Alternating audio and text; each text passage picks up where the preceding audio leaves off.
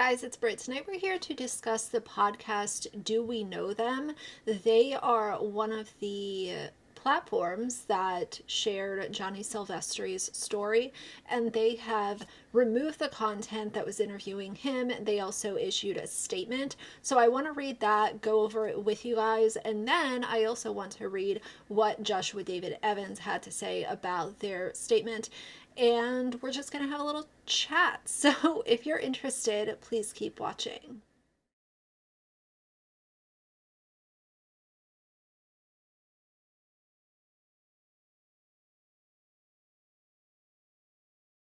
All right, you guys, so Do We Know Them? Right now they have around 84.7 thousand followers on their YouTube. But as you know, usually when you have a podcast YouTube channel, they're just uploading their visual version of their podcast. I don't know. You guys kind of inform me down below. Is this a super popular podcast? Is it geared towards a certain audience? Do you guys listen to it? Had you heard of it before they platformed Johnny? I know that Jessie Smiles is there's two hosts, so she is a co-host of the podcast along with a girl named Lily. And the way that I know of Jessie Smiles is from the Gabby Hanna situation. I remember seeing her name kind of floating around. She gave her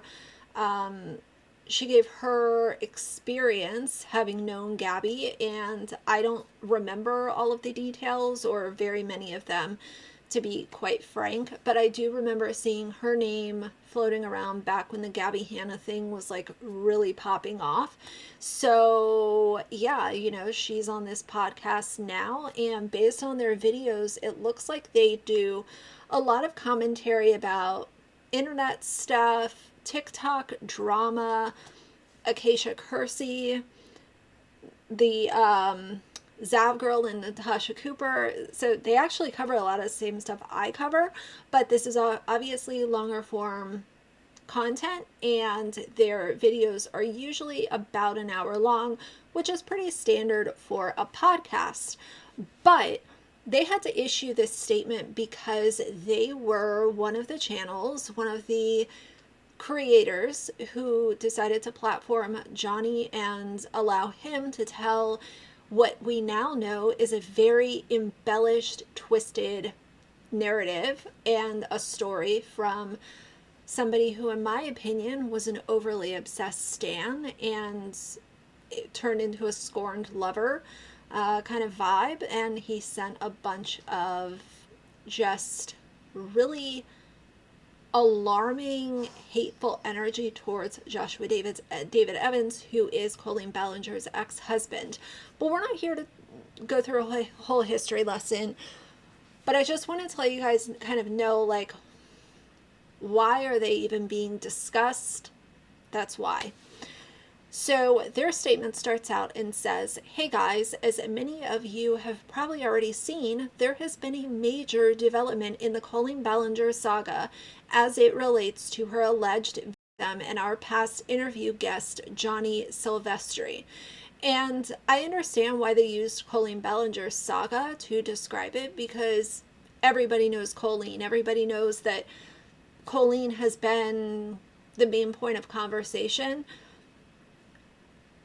However, the revelations and things that were being discussed in the video that they're referring to had everything to do with Johnny and Joshua and the role that Johnny was playing in his own little fandom that he had built and chatting with underage fans, which is inappropriate. And in his own words, again, to break it down, if we're going to go by Johnny's own rules that he has set forth, he is a P word too and belongs in jail. But obviously, rules for thee, not for me.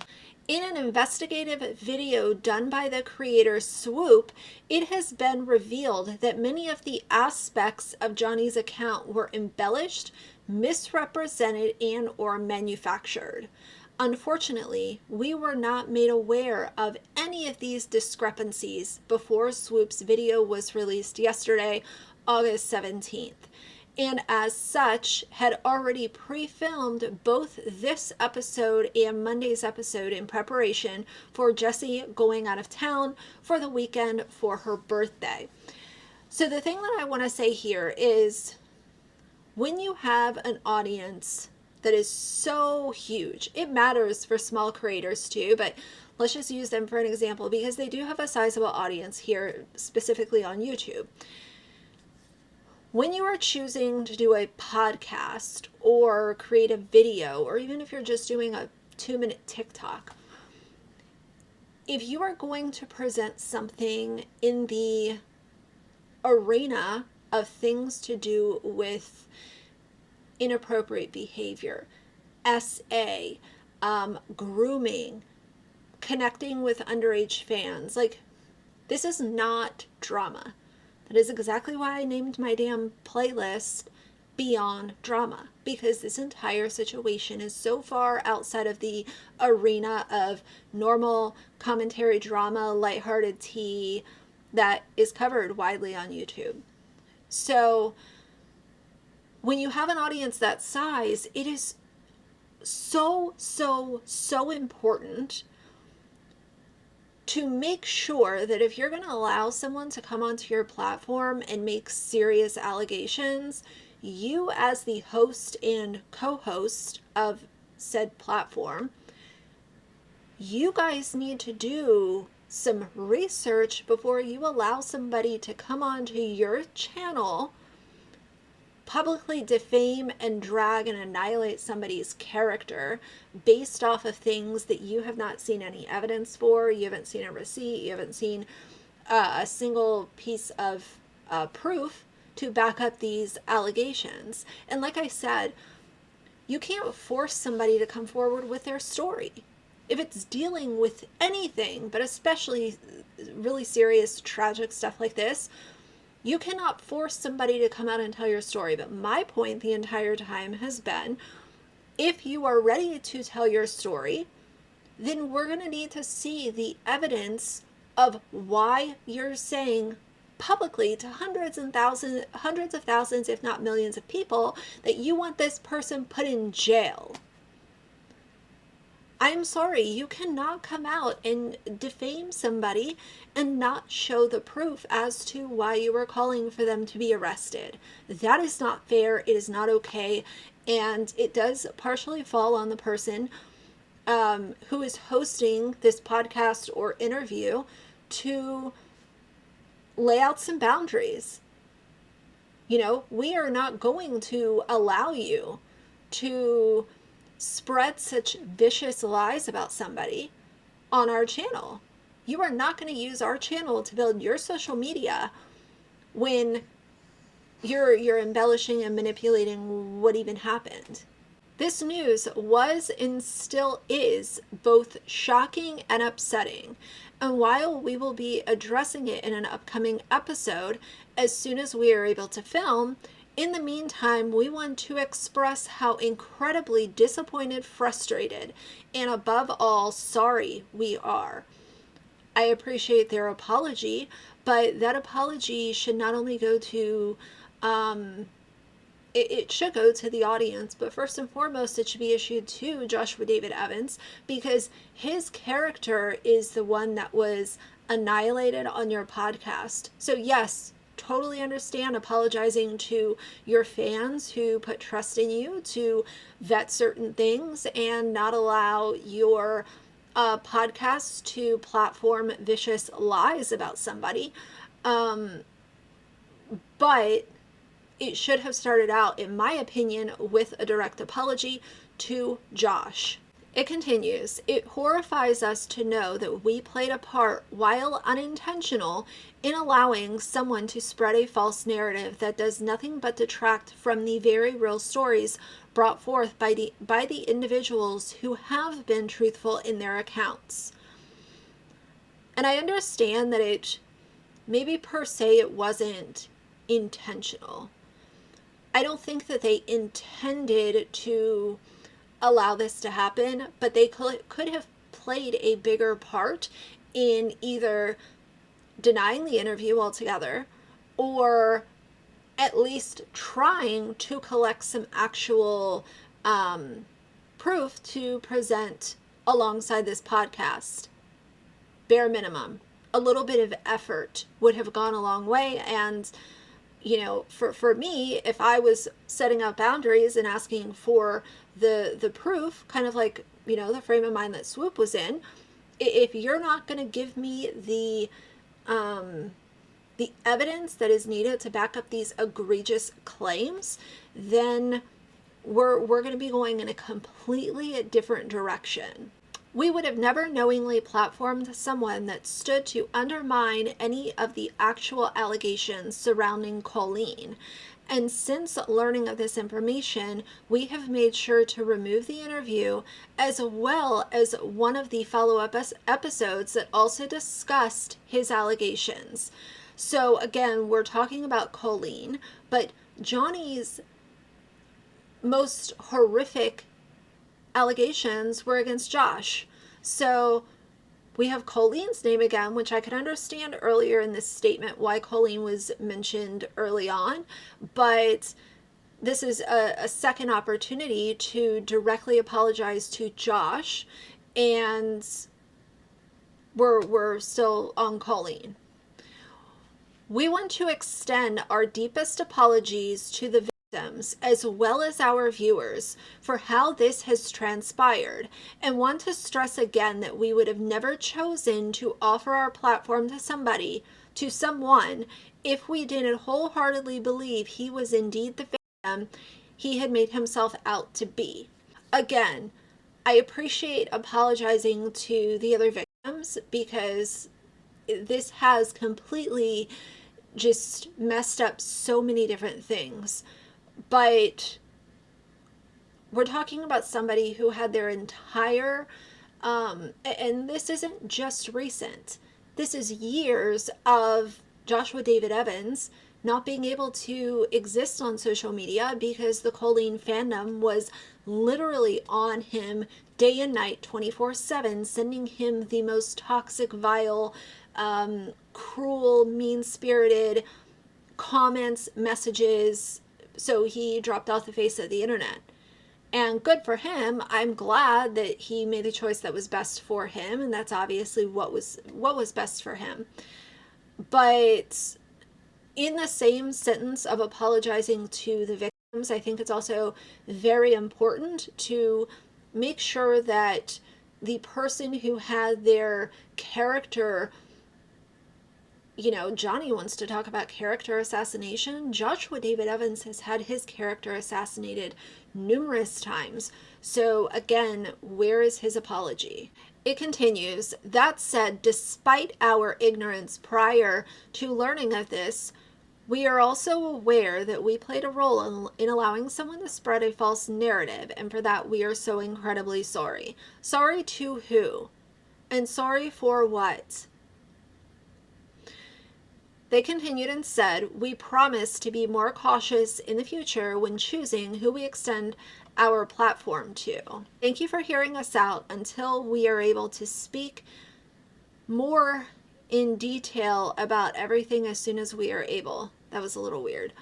Until then, we are sending love and support to the victims and are so incredibly sorry for any harm or pain this news and or our role in it may have caused. So that entire statement, not once did they issue an apology to Josh, not once did they mention that these egregious claims were directed at Josh.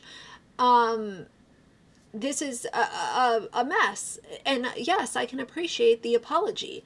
But at the same time, if you are just sending out an apology to, if you have a group of people that were mistreated and not, if they were mistreated and not respected properly, and you're going to say sorry, then you need to actually say, like, who are you apologizing to and what are you apologizing for? I want to read a couple of the comments that they're receiving in this post. Someone said in the future, you guys should also be mindful of how you even talk about correspondence you have on. Lily tweeted that the interview with John felt more like a chat between three besties.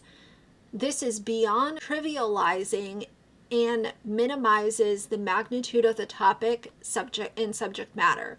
Talking about alleged grooming is not gossip between three besties. As Swoop says, it's not drama, it's dangerous. Someone else said, no, but you all need to apologize to Josh now publicly, because even I could see how freaky obsessed Johnny was in the interview, and Josh put nothing but boundaries and wants to own his mistakes. I like the show, but I don't know if I like it enough to stick around and side with y'all on this one. Someone else said, hi, I totally understand why you both believe the Johnny story. And it's a really nice apology. Hopefully you'll also address why Josh is not in this post. And that's the thing, like, I totally understand mistakes happen. We all have missteps, yada, yada, yada. We've been, through that a million times. And I understand that. But I guess I guess my hesitation comes into knowing that these podcasts that have tens of thousands, if not hundreds of thousands of listeners, at the bare minimum, if you're gonna allow somebody to come on with super serious allegations and there's supposedly this proof that's available, but it's being teased out as if it's some kind of piece of hot gossip by Johnny. There should have been a requirement of, if you're going to come on this podcast, then you're going to have to allow at least us to see the receipts that you have, because we can't allow you to come onto our platform and just drag a man while you are hiding the proof in your back pocket. That's not how it's going to go. And that's extremely important in not only in business and content creation, but just as being a level-headed, intelligent human being who has a soul and doesn't want to see somebody be publicly annihilated, while the person creating all of these claims is like, oh, well, I have a big bombshell. It's going to drop next week. I found so and so. Oh, I found this last night. That's not okay either. So let's move on to what Joshua David Evans had to say about this, and this was posted 4 days ago. And he said, my statement to Lily Marston and Jesse Smiles, and he tagged both of them on Twitter. He said, Lily and Jesse, you treated me like garbage, even after I pleaded private/publicly for you to at least consider giving me a voice. I tried for days. You rolled your eyes and didn't do your homework. You didn't care about how his words would impact my life. You wanted the tea and the clicks. That's it. Your attitude was disrespectful and reckless. Your channel and intentions are literally the polar opposite of Swoop and her team. Ooh, burn. I like that he included that, but that's very direct and I'm here for it. You are a prime example of why people in my shoes rarely speak up or get justice. Hope you enjoyed the money your ridiculous videos made you before you removed them. Also, I saw your statement, and that's the one that I just read. He continued and said, funny how my name wasn't in there at all. Shame on you both, and signed it Joshua. So this is not okay. And I walk a fine line, because I understand that there are absolutely awful things that happen to people, and they really do happen, and there's not necessarily a digital archive of photos, texts, DMs, tweets, all of this kind of stuff. But when you have the person teasing or suggesting that this information is somewhere. It's on an old computer. Oh, I have to find it. Oh, it's on my old phone, blah blah blah. Like, when it's that kind of vocabulary, that's where I really start to struggle, because it does feel like it's being used as almost like you're playing chess. And most people, I don't want to say all, but for the most part, people who are victims of sex crimes, they don't use their stories as a way to play social media chess and build up their audience to a certain amount and keep them waiting around for this piece of information or proof that you're going to eventually present them with. That is not what the majority of people do. The thing that I will close out with is, I hope, and I can't say, oh, well, I don't want this to happen, because I don't have control over how people think or behave on the internet. But I hope that Johnny and his being exposed and all of the conversations that are being had around him, about him, I really hope that it doesn't make people second guess others, because with these situations it really does need to be a case by case basis. And the only thing that I'm really comfortable with saying as a blanket statement is, no, you cannot force somebody to come forward and tell their story, because we are not entitled to hear that story if they are not ready. However, if you do come forward and share your story, do not tease out that you have receipts or come up with a really extravagant,